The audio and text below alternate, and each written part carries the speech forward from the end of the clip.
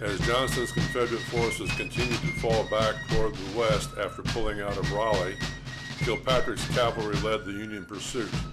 In the nearby town of Morrisville Station, the Confederate cavalry under Hampton and Wheeler were covering the withdrawal of Johnston's army and attempting to move supplies and wounded soldiers by the railroad there.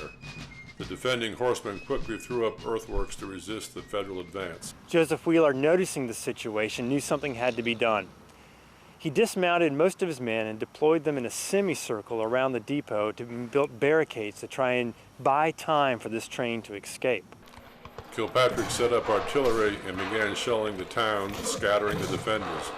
Seeking to capture the valuable supplies on the train, Federal cavalry charged the depot but were driven back. And Joseph Wheeler made quite an important decision. He told his men to uncouple the cars loaded with the supplies while still keeping the wounded attached to the engine. This lessened the weight and allowed the engine and the wounded to escape. The number of casualties suffered during the battle is unclear, but Kilpatrick managed to capture valuable supplies left behind by the withdrawing Confederates who escaped with their wounded. During the night, Kilpatrick took over a house as his headquarters, and we suspect it was this house behind me, the Page House. That night around midnight, Union pickets received very strange visitors.